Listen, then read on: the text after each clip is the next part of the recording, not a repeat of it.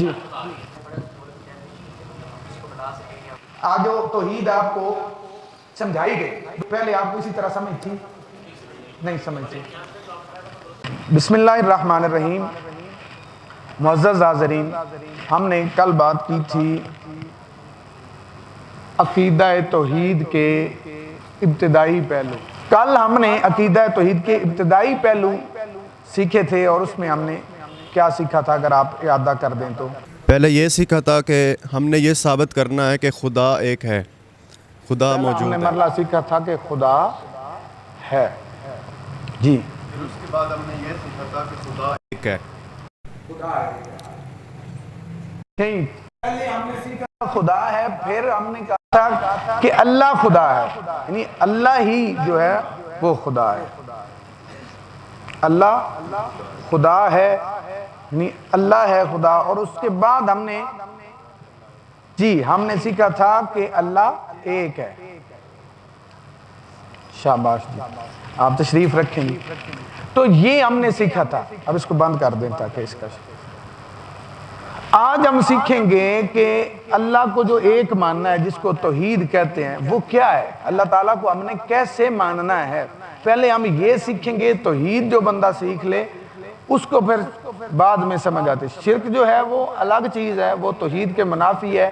جب توحید ہوگی تو شرک نہیں ہوگا، جب شرک ہے تو توحید نہیں ہوگا. یہ آج کل کے جاہلوں کا بنایا ہوا ایک کلیہ ہے کہ جی کلمہ گو مشرک. کہتے ہیں جی کلمہ گو مشرک، یعنی وہ اہل سنت و جماعت کو کہہ رہے ہوتے ہیں یہ شرک کرتے ہیں.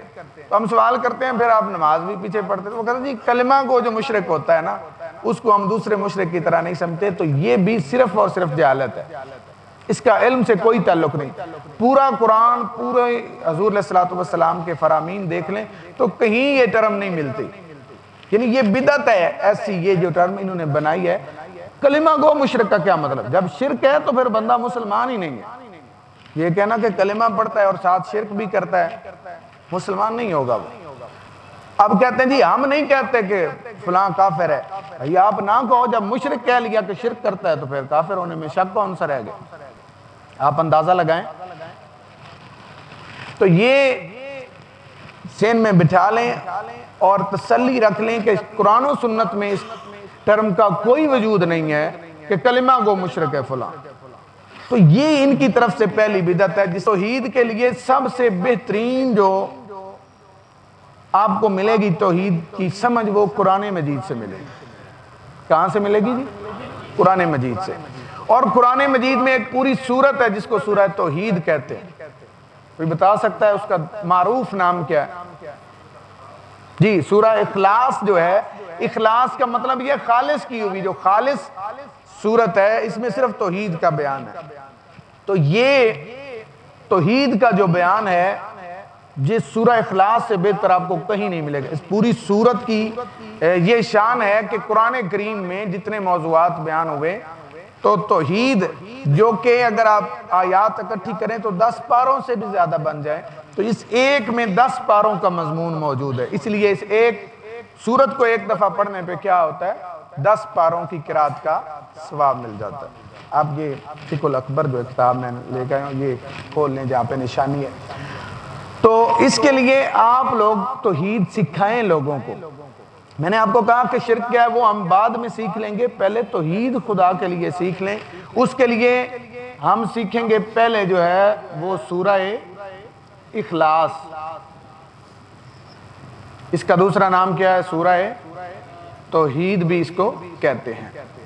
اور یہ اکثر نمازی نماز میں پڑھتے ہیں. ویسے اگر کسی بندے کو قرآن کریم سیکھنا چاہیے زیادہ، اس کو چاہیے کہ اور صورتیں بھی سیکھے. ہر رکعت میں ایک ہی نہ پڑھے، نفلوں میں پڑھ سکتا ہے، باقی میں پہلی رکعت میں اور سورت تلاوت کرے جیسے قرآن کریم کی ترتیب ہے. سمجھ آگئی جی؟ یہ جو ایک ہی صورت پہ رہنا اور کچھ سیکھنا نہ یہ مناسب نہیں. ہاں جس کو نہیں آتی وہ سورہ اخلاص. مضمون جو ہے وہ بہت زیادہ عام ہے، اس کے مفہوم کے بغیر کوئی بندہ مسلمان نہیں ہو سکتا. یعنی آپ کو قرآن کریم کا کوئی اور حصہ نہیں بھی سمجھ آتا. بہت ساری ایسی آیات ہیں کہ جنہیں متشابہات قرآن نے کہا ہے، ان میں تو پڑھنے کا حکم ہی نہیں ہے، ان کی سمجھ ہی نہیں آئے گی، آپ کو پڑھنے کا ہی نہیں حکم. تو بندہ مسلمان ان کے سمجھے بغیر ہو سکتا ہے. اگر کوئی بندہ قرآن کی قرات نہیں پڑھا تو مسلمان ہو سکتا ہے, قرآن پہ ایمان ہے, لیکن اگر اس صورت میں جو مفہوم بیان ہوا ہے وہ اسے نہیں آتا تو وہ مسلمان نہیں ہو سکتا. اس کا پہلا لفظ کیا ہے؟ قل. اس کا معنی ہے اے پیارے حبیب علیہ السلام آپ فرما دیں. اب یہ جو ہے نا, یہ سب سے پہلے توحید سمجھنے کے لیے جو کی تھی اللہ تعالیٰ نے وہ دے دی. قل یعنی اللہ تعالیٰ ہے, یہ تو عقل نے تقاضا کیا, خدا ہے, اللہ ہے, ایک ہے, یہ تو ثابت ہو گیا. اب اس کو ماننا کیسے ہے, اس کے لیے اللہ تعالیٰ نے فرمایا قل اے پیارے حبیب آپ فرما دیں. یعنی اب کوئی اٹکل پچو اور چیز آپ کو اللہ تعالیٰ کا پتہ, اللہ تعالیٰ کا عرفان نہیں دے سکتی معرفت کے اللہ کو کیسے ماننا ہے. تو وہ فرمایا قل اے حبیب آپ فرما دیں. اب مسلمان وہ ہے جو اللہ تعالیٰ کو حضور سید عالم صلی اللہ علیہ وآلہ وسلم کے بتائے ہوئے طریقے پہ, آپ کے بتانے پہ مانے.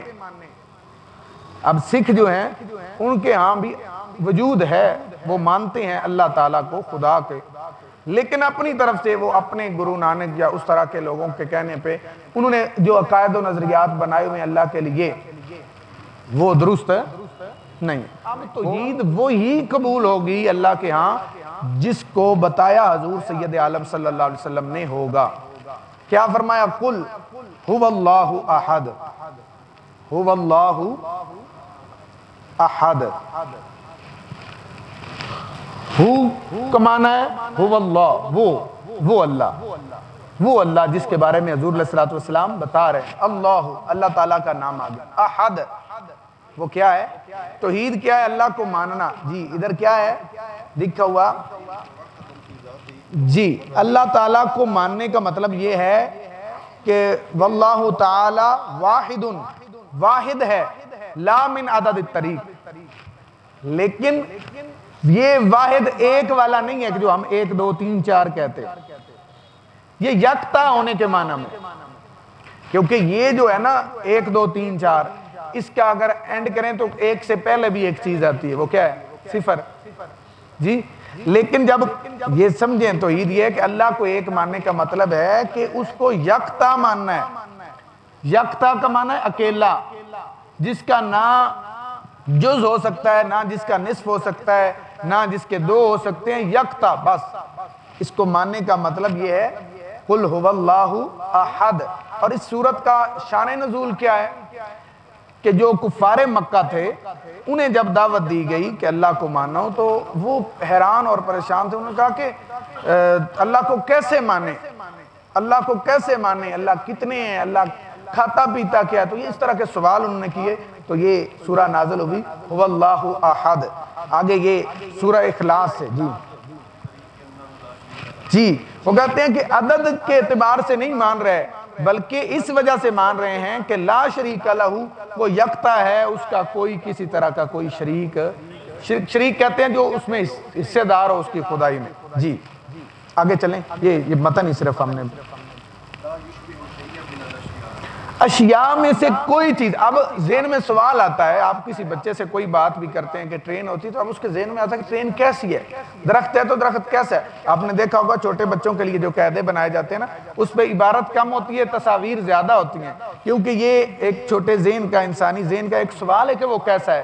تو فرمایا جب مانا کہ اللہ ہے اور اللہ ایک ہے, خدا اللہ ہی ہے اور وہ ایک ہے, تو آگے عقیدہ یہ رکھنا ہے کہ اشیاء میں سے لا مثل لہو ولا مثال لہو, کوئی چیز ایسی نہیں ہے کہ جس کے ساتھ ہم تشبیہ دے سکیں کہ اللہ کیسا ہے.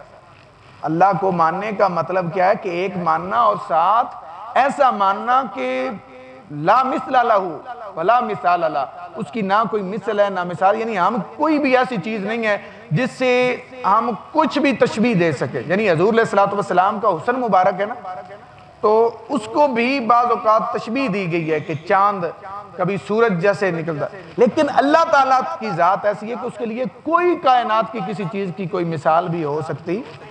جی آگے کیا ہے؟ جی وہ ایسی ہستی ہے کہ اب کوئی بھی چیز ہے اس کے لیے ہمارا ایک ذہن ہوتا ہے کہ یہ کب سے ہے. کہ مسجد ہے تو ہمارا اندازہ ہوتا ہے کہ زیادہ پرانی نہیں لگتی, بنی ہوگی 15 سال پہلے بنی ہوگی, 20 سال بنی ہوگی.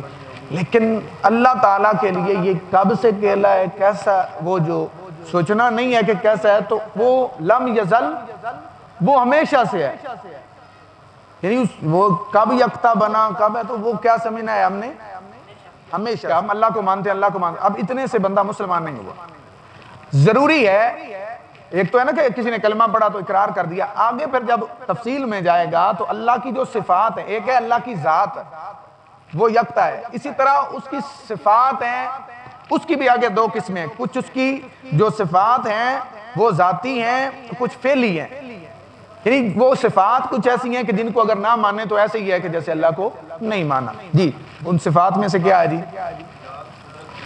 حیات، حیات کا کیا معنی ہے کہ الحی اسے ماننا ضروری ہے کہ اللہ زندہ ہے، زندگی جو ہے الحی، حیات جس کو کہتے ہیں وہ ہمارا اللہ جو ہے الحی القیوم بھی، الحی زندہ بھی ہے اور زندہ رکھنے والا بھی ہے، زندہ کرنے والا بھی ہے، قائم بھی ہے، قائم رکھنے والا بھی ہے، تو یہ نظریہ بھی ہوگا۔ اچھا ہم اس صورت کو پہلے دیکھیں نا، قل هو اللہ احد، یہاں تک اللہ تعالیٰ کی ذات کی وجود پہ دلیل آ گئی اور ساتھ احد ایک ہونے پہ، اس کے آگے کیا ہے؟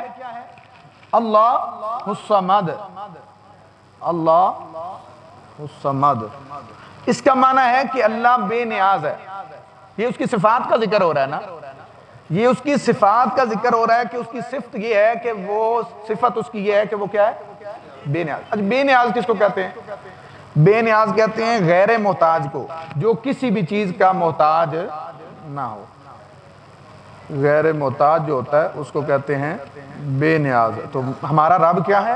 بے نیاز ہے، اس کو کسی بھی چیز کی محتاجی نہیں ہے۔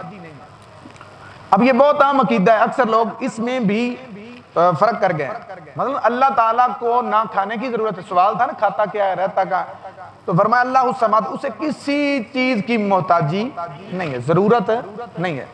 اس میں کیا کیا چیز آ جاتی ہے جس کی آپ کو ضرورت ہے یا ایک جسم کو ضرورت ہوتی ہے؟ پہلے نمبر پہ تو کسی ذات کو جسم کی ضرورت ہوتی ہے، اب میں ہوں تو میں نے ظاہر کرنے کے لیے مجھے ایک جسم چاہیے، اللہ الصمد، اللہ جسم سے بھی کیا ہے؟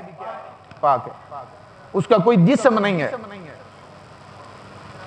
اللہ الصمد، اللہ رب العالمین ہر طرح کی محتاج ہے۔ اب بیٹھنا اٹھنا جگہ، یعنی میں ہوں تو میرا کھڑے ہونے کے لیے مجھے جگہ چاہیے، اگر نہیں ہوگی یہاں سے سرک جائے تو میں نیچے چلا جاؤں گا، تو ہمارا رب اللہ الصمد ہے، اسے تو کسی چیز کی محتاجی ہے ہی نہیں۔ اس لیے یہ عقیدہ بھی اس آیت سے سمجھ آ گیا، جو لوگ کہتے ہیں نا کہ اللہ معاذ اللہ عرش پہ بیٹھا ہے، تو یہ عقیدہ توحید کے مطابق نہیں ہے، عرش کوئی اللہ کے بیٹھنے کی جگہ نہیں ہے، کیونکہ وہ تو ہے ہی الصمد۔ بھائی بیٹھنا ہے تو جس چیز کے لیے مجھے بیٹھنے کی ضرورت ہے تو میں کرسی کا سہارا لوں گا، تو یہ محتاجی ہو گئی نا میری کہ میں اس کا سہارا لے رہا ہوں، مجھے ضرورت ہے، تو دوسرا اس سے جسم ثابت ہو رہا ہے۔ اور تیسرا پھر یہ ہے کہ آگے آپ پڑھیں جی ہاں، حیات، قدرت، یہ بعد میں کرتا ہوں، ایک ہے اس کی حد نہیں ہے، عدد کے اعتبار سے بھی حد اس کی ہم نہیں کہہ سکتے کہ اللہ کتنا ہے، لا تدرکہ الابصار، کوئی پیمائش تو دوسرے جی لا جی تدرک الابصار وہو یدرک الابصار، فرمایا کہ وہ کوئی آنکھ اس کا احاطہ بھی نہیں کر سکتے۔ ایک ہوتا ہے کہ پیمائش کسی فیتے کے ساتھ یا پیمانے سے، ایک ہے نظر بھی، کوئی نظر بھی اس کا احاطہ نہیں کر سکتی کہ اللہ کتنا ہے۔ تو اگر اس کو عرش پہ مانا جائے تو پھر تو پتہ نہیں چل جائے گا کہ عرش پہ پورا آ گیا تو اس کا مطلب ہے عرش جتنا ہے، اگر عرش بڑھ گیا تو پھر بھی پیمائش آ گئی، احاطہ ہو گیا، اگر کہا جائے کہ وہ عرش سے بھی بڑا ہے تو پھر کتنا بڑا ہے یہ بھی ہوگا، کیونکہ بیٹھنے کے لیے پھر بھی ایک خاص مقدار چاہیے۔ تو اس لیے ہمارا نظریہ کیا ہے کہ اللہ تعالیٰ جسم جسمانیات سے پاک ہے، کیونکہ اللہ الصمد، اللہ بے نیاز ہے، اسے تو محتاجی نہیں کسی چیز کی۔ کرسی جو ہے اس کو کوئی یہ نہ سمجھے کہ اللہ تعالیٰ کے بیٹھنے کی جگہ ہے، کیونکہ اگر کرسی یا عرش پہ ہی کوئی سمجھے تو وہ ادھر ہی رہتا ہے، تو کسی کو بھی ادھر بٹھا دیا جائے، نہ وہ کہیں جا سکے نہ آ سکے، تو یہ تو اسے قید کرنے والی بات ہوگی۔ یہ کوئی فضیلت تو نہیں ہے کہ آپ کو ایک جگہ پہ بٹھا دیا جائے آپ جا ہی نہ سکے۔ تو یہ کیا ہے؟ کرسی سے مراد ہے اس کی حکومت ہے، القدرت، اللہ کے لیے ماننا ہے القدرت کہ اس کی قدرت ہے۔ آگے کیا ہے جی؟ والعلم، اللہ کو ماننے کا مطلب یہ ہے کہ علم جو ہے نا سارا کے سارا، ہر چیز کا پتہ ہونا، ہم یہ بھی اللہ کے لیے مانیں. کیوں؟ اللہ الصمد کا یہ بھی تقاضا ہے، کیونکہ مجھے کچھ چیزوں کا پتہ نہیں ہے. وجہ کیا ہے کہ مجھے محتاجی ہے ان چیزوں تک رسائی حاصل کرنی، میرے پاس خبر نہیں آئی ان چیزوں کی، تو یہ خبر پہنچانا، یہ چیزیں یہ بھی کیا ہیں؟ محتاجی ہے. تو اللہ الصمد، اللہ ہر قسم کی محتاجی سے پاک ہے. آگے کیا جی؟ والکلام، اللہ کے لیے کلام بھی ماننا کہ اس کے فرمان تو ہیں نا. اگر کوئی کہے کہ اللہ ہے لیکن اس نے کوئی بات نہیں کی، کوئی فرمان نہیں، تو وہ بھی توحید کو ماننے والا نہیں ہوگا. والکلام، اللہ کا کلام، اور جو اللہ کا کلام ہے نا وہ لفظوں کا محتاج نہیں ہے، لفظ نہیں ہے لفظوں کا محتاج، کیونکہ اللہ الصمد ہے نا.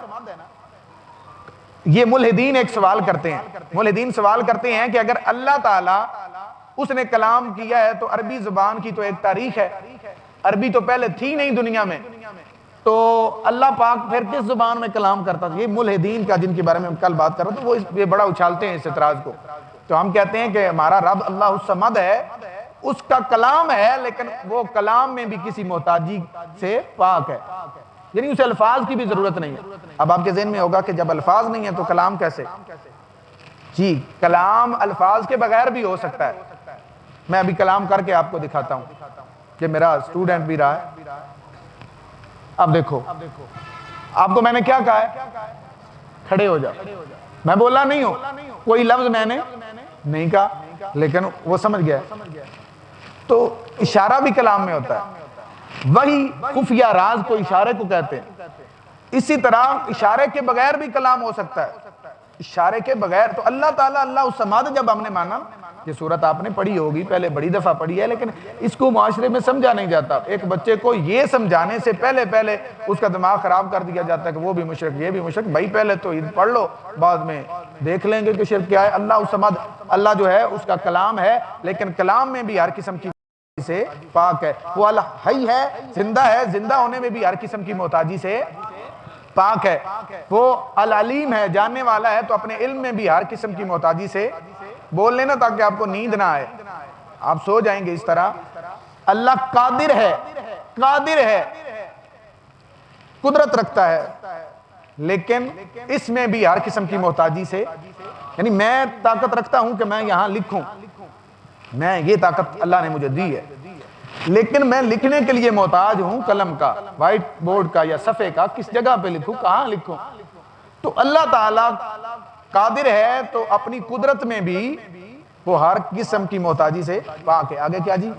سمع و بصر. ہاں یہ صفات بھی اللہ تعالیٰ کے لیے ماننا جو ہے ذاتی صفات ہے، یعنی یہ جو ابھی بیان ہو رہی ہیں ان کے بغیر، ان میں سے ایک کا بھی کوئی انکار کرے گا تو اس کا مطلب ہے اس نے اللہ کو مانا ہی نہیں ہے. ذاتی صفات کیا ہیں؟ ان میں سے ایک سمع اور ایک بصر ہے. سمع کا معنی ہے سننا. تو اب ہم سنتے ہیں کس سے؟ بولیں بھائی، کانوں سے. تو اب اللہ تعالیٰ کے لیے ہم کیا کہیں گے؟ اسے ضرورت ہی، کیونکہ ہمارا رب اللہ الصمد ہے. اللہ الصمد کا ذکر کیا جاتا ہے نا، تو کبھی سمجھ بھی لیا جائے تو پھر اور مزہ آ جائے. اللہ الصمد، اور جتنی دفعہ بندہ ذکر کرے ساتھ مختلف اینگل لے کہ وہ سنتا ہے، لیکن ہمیں سننے کے لیے ایک تو کان، اور دوسرا جو بول رہا ہے اس کی آواز کی بھی ضرورت ہے. اگر آواز نہ ہو تو ہم سن نہیں سکتے، جبکہ میرا رب جو ہے وہ آواز کے بغیر بھی سنتا ہے، کیونکہ ہمارا رب کیا ہے؟ ساتھ ذکر ہو جائے گا، یہ آیت پڑھے نا. ہمارا رب کیا ہے؟ اللہ الصمد. اللہ الصمد کا معنی ہے وہ محتاج ہی نہیں ہے، بے نیاز ہے. اسی طرح ایک اس کی صفت ہے جو ضروری ہے ماننا، وہ ہے بصر، دیکھنا. تو ہمیں دیکھنے کے لیے ضرورت ہے آنکھوں کی. اگر آنکھ بند ہو جائے ہمیں نظر نہیں آتا، آنکھ خراب ہو جائے ہمیں نظر نہیں آتا، آنکھوں پہ پردہ آ جائے ہمیں نظر نہیں آتا. جبکہ ہمارے رب کو آنکھ کی بھی ضرورت. اللہ الصمد ہے، جسم کی ضرورت ہی نہیں ہے اسے. وہ بغیر آنکھ کے، ان ساری محتاجیاں تو انسانوں کے لیے، لوگوں کے لیے ہیں. وہ تو الصمد ہے. اور یہ جو صفت ہے نا اللہ کی، یہ کسی اور کے لیے نہیں ہے، کہیں بھی مجازی بھی نہیں ہے. احدیت اور سمدیت، یہ سمد ہونا جو ہے، اس میں ہم نے پڑھا کہ الحیات، ایک الحی ہے ہمارا رب.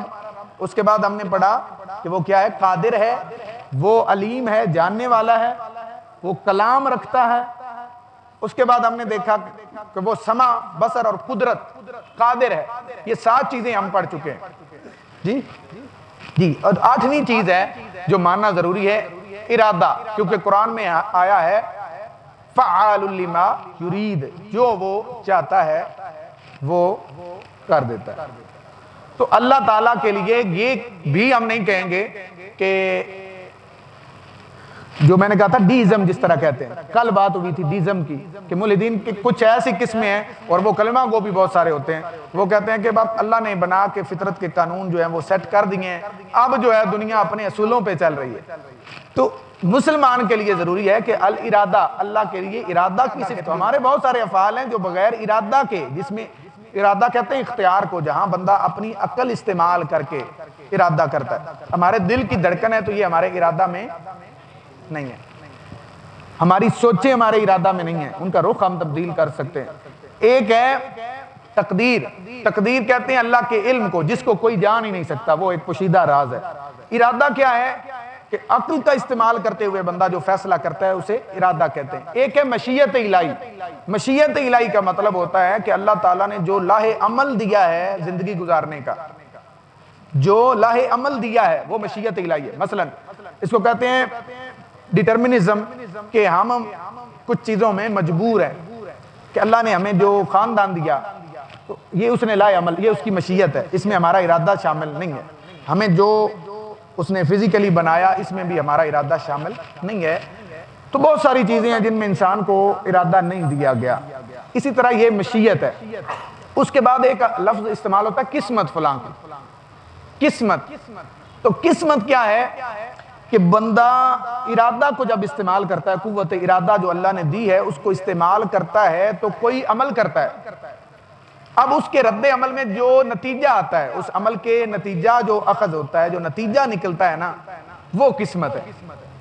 یعنی بندے نے عمل کیا، آگے کیا ملا اسے، یہ جو قسمت، یہ بعض اوقات بندے کو اس کی توقع کے مطابق مل جاتا ہے، کبھی توقع سے کم مل جاتا ہے، کبھی توقع سے زیادہ مل جاتا ہے، تو یہ جو اس کا نتیجہ نکلا ہے اس کو کیا کہتے ہیں، قسمت کہتے ہیں۔ تو اللہ اس سماج کے لیے حیات، علم، قدرت، سمع، بصر، کلام اور ارادہ، یہ صفات ہم نے ماننی ہیں، ذاتی ہیں اس کی صفتیں۔ اس کے بعد کچھ فعلی صفتیں ہیں اللہ تعالیٰ کی، جب ہم اللہ کو مان رہے ہیں تو پھر فعلی صفات آگے کیا جی، تخلیق اور ترزیق۔ تخلیق کیا ہے، پیدا کرنا، اللہ کو مانیں گے تو پیدا کرنے والا، ہم نے بات ہی شروع کی تھی کہ خدا ہوتا ہے پیدا کرنے والا، تو تخلیق ہمارے رب کی فعلی صفت ہے۔ وہ کیسی صفت ہے، اس میں بھی اللہ اس سمد کا جلوہ ہے۔ آپ کوئی چیز بنانا چاہیں تو آپ کو را مٹیریل چاہیے، آپ کو خام مال چاہیے جس سے وہ چیز آپ بنائیں گے۔ یہ پین بنا ہے تو اس کے لیے پہلے مٹیریل چاہیے تھا، پھر اس کی شیپ بنائی تو یہ بنا۔ باقی جتنے بھی تخلیق کار ہیں، تخلیق اللہ تعالیٰ نے جو انہیں صفت دی ہے، مثلا حضرت عیسیٰ علیہ السلام، انہوں نے کیا کیا، پرندے بھی بنائے، مٹی کے پرندے بھی بنائے، پھونک مارا تو وہ پرندہ بن کے اڑ گیا۔ اب وہ جو پرندہ بنایا ہے، ہاتھ حضرت عیسیٰ علیہ السلام کے، مٹی بھی استعمال ہو گئی، پھونک مارا اور وہ، بندے کہتے ہیں نا مکھی نہیں، پر بھی نہیں مکھی کا بنا سکتے۔ ہاں، اللہ کے مقابلے میں کوئی مکھی کا پر بھی نہیں بنا سکتا، لیکن اللہ کے اذن سے پورا پرندہ بھی بنا سکتا ہے، قرآن نے بتایا نا۔ تو اللہ الصمد، تو تخلیق میں باقی لوگ کوئی بھی چیز نہیں ایجاد کرتے تو انہیں را مٹیریل چاہیے، جبکہ ہمارا رب جو ہے اللہ الصمد ہے، تخلیق اس کی فعلی صفت ہے، وہ جس چیز کو پیدا کرنا چاہے اس سے کسی قسم کی کسی چیز کی را مٹیریل کی ضرورت ہے۔ اور ترزیق، رزق دینا، یہ بھی اس کی صفت ہے۔ مسلمان کے لیے ضروری ہے کہ اس کا نظریہ یہ ہو کہ رزق مجھے اللہ ہی دیتا ہے، سارا دن اس نے محنت کی ہے، کام خود کیا ہے اور ہاتھ میں پیسے آئے ہیں، لیکن اس کا یقین اور ایقان یہ کہے کہ یہ مجھے رزق میرا کمال نہیں ہے، یہ بڑا مشکل مرحلہ ہے۔ آج ہمارے ہاں اس چیز کو ماننے کے لیے لوگ تیار نہیں ہوتے، ابھی ہم نہ کریں تو کیسے ملے گا؟ آپ دیکھیں کہ وہ رزق دیتا ہے، جب ہم دنیا میں ابھی آئے ہی نہیں تھے، اپنی ماں کے پاس تھے، تو پھر بھی رزق ہمیں پہنچا ہے، کس نے دیا؟ اللہ نے۔ ہم نے کچھ کیا تھا، کام پیدا ہو گیا، تو اب اس وقت نہ ہم کام کرنے کے لیے قابل تھے اور نہ ہم لوگ کچھ اس سے لوگوں سے مانگ بھی نہیں سکتے تھے، بتا بھی نہیں سکتے تھے کہ مجھے یہ چاہیے، اور اگر ہمیں روٹی مل جاتی تو پھر ہم وہ بھی نہیں کھا سکتے تھے، وہ بھی نہیں کھا سکتے تھے۔ یہ وہ دور ہوتا ہے نا کہ جب وہ بالکل منہ میں دانت بھی نہیں ہوتے، خاص غذا چاہیے، اس وقت ہر غذا نہیں بندہ۔ اب آئیں ہمارے موضوع کی طرف کہ ہمارا رب رزق دیتا ہے تو کسی کو وہ رزق دیتا ہے تو یہ ضروری نہیں کہ بندہ ہی کوشش کرے، میں جس طرح کہہ رہا ہوں بچے کو جو چاہیے وہ عطا کر رہا ہے، یہ ہمارے رب کی فعلی صفت ہے۔ جی آگے، انشاء، ابداع، یہ اللہ تعالیٰ کی صفات ہیں۔ یعنی سارے تھوڑا سا آگے آ جائیں کہ اللہ الصمد، وہ کیا ہے؟ بے نیاز ہے، وہ بنائے گا، چیزیں چلائے گا، تو اسے کسی چیز کی محتاجی نہیں ہے۔ آگے آ جائیں جی، لم یلد ولم، اب اس سے ہم نے وہ صفات ہی پڑھنی تھی، پڑھ لیں جی۔ آگے ہم نے سیکھا، یہ جہاں تک تھی توحید کی بیسک۔ آگے اللہ تعالیٰ نے فرمایا اب توحید اس کی قبول ہے جو ان چیزوں کو بھی مد نظر رکھے۔ لم یلد ولم یولد، اللہ کو ماننے کا مطلب یہ ہے لم یا لد ولم یولد، اس کا کیا معنی ہے جی؟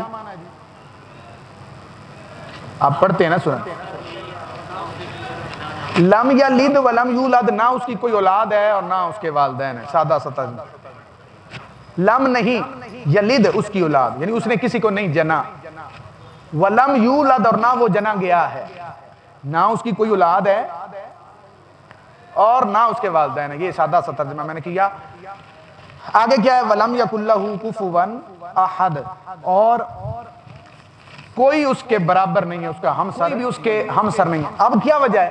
یہ آج سمجھنا بہت ضروری ہے، اور اس میں رد ہو گیا سارا عیسائیوں کا بھی، یہودیوں کا بھی، جو کہتے ہیں کہ معاذ اللہ حضرت عیسیٰ علیہ السلام اللہ کے بیٹے ہیں، یا حضرت عیسیٰ کو کچھ نے اللہ کا، تو وہ کہتے ہیں کہ پیدا ہوئے ہیں۔ تو لم یلد ولم یولد نے سب کو وہ کراس کر دیا کہ یہ عقیدے درست نہیں ہے۔ اللہ کو ماننے کا مطلب ہے ایک تو حضور علیہ الصلوۃ والسلام کی زبان سے سنیں جو آپ نے فرمایا وہ، پھر اس کو ایک ماننا ہے، اس کو الصمد ماننا ہے، غیر محتاج ماننا ہے۔ اس کے بعد یہ ہے کہ اس کے لیے نہ کوئی اولاد ماننی ہے، نہ والدین، نہ وہ کسی کی اولاد ہے، نہ اس کی کوئی اولاد۔ اس کے مختلف ترجمے ہو سکتے ہیں۔ اگلی بات، ولم یکن لہ کفوا احد، کوئی کسی صفت میں بھی اس کے ہمسر اور برابر نہیں۔ یہ اس لیے ضروری ہے کیونکہ قرآن کریم میں خود ہی ایسے الفاظ استعمال کیے گئے کہ اللہ کے لیے بھی وہی لفظ ہیں اور اللہ کے بندوں کے لیے بھی وہی ہیں۔ تو لفظ قرآن کا ایک آئے گا تو قرآن نے بتا دیا ولم یکن لہ کفوا احد، لفظ ایک ہی بولا جا رہا ہے اللہ کے لیے بھی اور غیر کے لیے بھی، لیکن آپ نے کبھی بھی ان کو معنی میں برابر سمجھنا نہیں ہے۔ مثلا کوئی مثال عام کسی کو یاد ہو کہ جو اللہ کے لیے بھی لفظ ہم استعمال کرتے ہوں اور اللہ تعالیٰ کے بندوں کے لیے بھی کرتے ہوں، کہ جو سمیع اس میں اللہ کے لیے بولا جائے گا تو جو معنی آئے گا وہ انسان کے لیے وہ نہیں ہوگا، لفظ ایک ہی ہے۔ اللہ تعالیٰ نے اپنے پیارے حبیب علیہ الصلوۃ والسلام کو بھی بہت ساری شانیں دی۔ مثلا اللہ تعالیٰ نے اپنے لیے فرمایا ان اللہ بالناس لرؤوف الرحیم، بے شک اللہ کریم لوگوں کے لیے، لوگوں پر رؤوف بھی ہے۔ اور بولیے رؤوف کون ہے بھئی؟ اللہ کا نام لیں، رؤوف کون ہے؟ اللہ۔ جب آپ اکیلے پڑھیں گے تو لام کو موٹا کر کے اللہ، یہ اللہ تعالیٰ کے نام کی بڑی برکت ہے۔ بات آ گئی رؤوف کون ہے؟ بولیں، نیند نہیں آئے گی۔ اللہ۔ رحیم کون ہے؟ اللہ۔ رؤوف بھی اللہ ہے اور رحیم بھی۔ جبکہ سورہ توبہ کی سیکنڈ لاسٹ آیت آپ پڑھیں تو اللہ تعالیٰ نے ہمارے پیارے نبی حضور محمد الرسول اللہ خاتم النبیین صلی اللہ علیہ وآلہ وصحبہ وسلم کو فرمایا لَقَدْ جَاءَكُمْ رَسُولٌ مِّنْ أَنفُسِكُمْ عَزِيزٌ عَلَيْهِ مَا عَنِتُّمْ حَرِيصٌ عَلَيْكُمْ بِالْمُؤْمِنِينَ رَؤُوفٌ الرَّحِيمٌ۔ سیم یہی لفظ ہیں جو اللہ تعالیٰ نے اپنے پیارے حبیب علیہ الصلوۃ والسلام کو بھی عطا فرمائے۔ اب میں کہوں کہ رؤوف اللہ ہے تب بھی صحیح ہے، اگر میں مسلمان ہوں اور میں کہہ رہا ہوں کہ رؤوف نبی کریم علیہ الصلوۃ والسلام بھی ہیں، یعنی حضور کو میں کہوں کہ رؤوف الرحیم آقا نے فرمایا، تو اس میں کچھ بھی غلطی۔ رحیم جب کہا بسم اللہ الرحمن الرحیم تو یہاں اللہ تعالیٰ کی ذات مراد ہے۔ جب میں نے کہا نا کہ کرم کر دیا کریموں کی بارگاہ، اب دو اس سے مراد لیا، اللہ کی ذات کو بھی اور حضور علیہ الصلوۃ والسلام کو بھی کریم۔ تو کسی نے کہا تھا نا فارسی میں شکر کے ہستیم میانے دو کریم، رؤوف اور رحیم یہ ہم کیوں سمجھ رہے ہیں؟ کوئی مسئلہ نہیں، اس طرح لفظ تو قرآن میں ایک ہی شیپ کا ہے، ایک ہی شکل ہے، ایک ہی، لیکن معنی میں ہم کیوں فرق کر رہے ہیں؟ کیونکہ فَلَمْ يَكُنْ لَهُ كُفُوًا أَحَدٌ، ہم نے مان لیا کہ جس کی کوئی بھی صفت ہوگی وہ اللہ تعالیٰ کی طرح نہیں ہو سکتی، اس کا ہم سر نہیں ہے۔ اب آگے ان کی بات کہ جب ہم اللہ کی کوئی بھی صفت مانتے ہیں تو اس وقت ذہن ہوتا ہے کہ وہ کیا ہے، ذاتی ہے، اس کو کسی نے عطا نہیں کی، اللہ الصمد ہے، اس کو کسی سے لینے کی ضرورت ہی نہیں ہے۔ اللہ کی صفت کو جب ہم مانتے ہیں تو ہم غیر محدود، ہم اس کی حد نہیں جان سکتے، حد نہیں کہتے۔ اللہ کی صفت کو جب ہم مانتے ہیں تو ہم اس کی ابتدا کو نہیں جانتے، ہم اس کی ابتدا کے لیے نہیں کہہ سکتے کہ کب ملی، ہمیشہ سے ہے۔ جب اللہ تعالیٰ کی کسی صفت کی بات آتی ہے تو اس کے لیے ہم اسے قدیم مانتے ہیں، حادث نہیں مانتے۔ ہم یہ نہیں کہتے کہ یہ کبھی ختم ہو سکتی ہے یا ہوگی، بلکہ اس کی جو صفات ہیں وہ بھی قدیم ہیں اس کی ذات کی طرح۔ کل ہم بات کر لیں گے شرک کیا ہے، کب ہوتا ہے شرک، شرک کی ڈیفینیشن۔ آج جو توحید آپ کو سمجھائی گئی، 2 منٹ کے لیے بس سمجھائی گئی، آپ بتائیں کہ پہلے آپ کو اسی طرح سمجھ تھی؟ نہیں سمجھ تھی؟ جی جی آپ فرمائیں۔ جی جی یہ یاد کر لیں، ان سب میں ہر کسی کو ضرورت ہے، اللہ کے علاوہ جتنے بھی ہیں۔ اب ہمیں بھی کچھ کام قدرت ہے، یہ وزن اٹھا سکتا ہوں، لیکن ہم محتاج ہیں آج کے کلام کے لیے، ہمیں محتاجی ہے، سمع کے لیے، بصر کے لیے، حیات کے لیے۔ اللہ تعالیٰ کی یہ صفات جو ہیں اس میں وہ کسی کا بھی محتاج نہیں ہے۔ اللہ تعالیٰ ہم سب کو عقیدہ توحید کا صحیح فہم عطا فرمائے۔